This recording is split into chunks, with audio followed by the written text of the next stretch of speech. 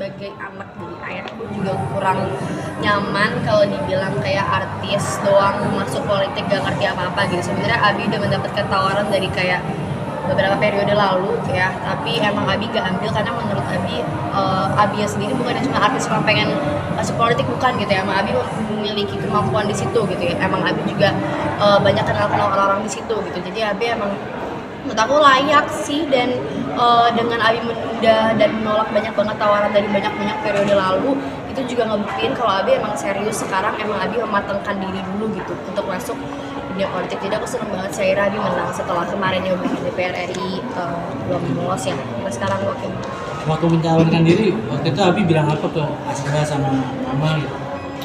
Abi bilang ke aku dulu sih sejujurnya, karena setelah ya waktu itu gagal di DPR RI kemarin ya, Momi juga masih beradaptasi dengan kayak oh my god gagal gitu, dan banyak kan selama masa kampanye yang waktu itu DPR RI kan banyak hal-hal baru yang dialami oleh aku, Abi tentunya Momi gitu. Jadi Momi juga masih beradaptasi dengan perubahan itu dan kekalahannya itu ya. Jadi Abi ngasih tau aku dulu gitu yang lebih netral soal tawaran si wakil bupati ini. Terus aku juga bantu kuatin ke Momi supaya bisa akhirnya ngedaftar dan akhirnya menang. Sempat ada ketakutan nggak sih dari kamu sama Mami gitu ketika Abi maju itu? Takut pasti dong, karena kan biasanya kita di dunia entertain ya, walaupun emang dunia polisi dan jabat gitu udah kayak bukan makanan, udah kayak sehari-hari kita juga, karena kita emang terutama Abi emang mainnya nggak cuma sama penyanyi, aktor, MC doang ya, bukan dunia entertainment doang gitu, tapi juga petinggi-petinggi di ranah itu. Jadi ya pasti kita ada kekhawatiran juga karena kita tahu emang kayak gimana juga dunianya, tapi dengan kita kenal orang-orang di sana jadi penguat juga sih, gara-gara kita jadi tahu sisi baiknya apa juga. Abi meyakini kamu sama Mami seperti apa sih supaya akhirnya dapat restu buat maju ke dengan terbuka aja sih, terbuka di masa kampanye bakal kayak gimana dari kemarin, seterusnya akan kayak gimana, jadi kita jadi percaya, jadi tahu apa aja sih Abi mau ngapain aja, terus kedepannya mau ngapain, tujuannya apa. Kak, ini kan bisa dikatakan kayak setiap gerak-gerik dirimu selalu dihujat sama netizen, padahal dirimu diem pun dihujat sama netizen. Tanggapannya seperti apa sih Kak? Bodoh aja sih. Yang bodoh. Cuek aja berarti ya? Cuek aja, karena aku tahu yang mana yang menurut tindakan aku yang emang salah atau benar gitu, dan aku juga punya orang-orang terdekat aku yang aku percaya omongannya gitu, daripada kayak omongan orang-orang yang bias, dan aku juga nggak tahu ya, biasanya mereka dibayar ya waktu ngomong kayak gitu. Kak, tapi menjadi anak angkatnya Igun itu kan seperti apa sih? Aku bukan anak angkat ya sebenarnya, aku nggak kayak secara resmi anak angkat gitu ya, tapi emang dari kecil banget sih, aku 7 tahun tuh emang udah apa ya, diangkat apa sih ngomongnya, kamu hari ini kamu anak aku gitu. Jadi emang udah segitu seperti anak dan ibu ya, aku kan memanggilnya bunda mau gimana, ya udah memanggilnya bunda. Seperti apa sih maksudnya kayak kedekatan kalian berdua gitu kan? Deket banget sih dari dulu, jadi dia sangat dekat. Tapi Kak, resolusi 2025?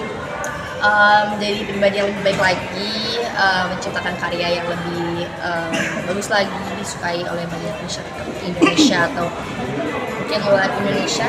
Dan aku mau ada proyek besar juga yang jujur baru aku doang yang tahu, diri aku sendiri.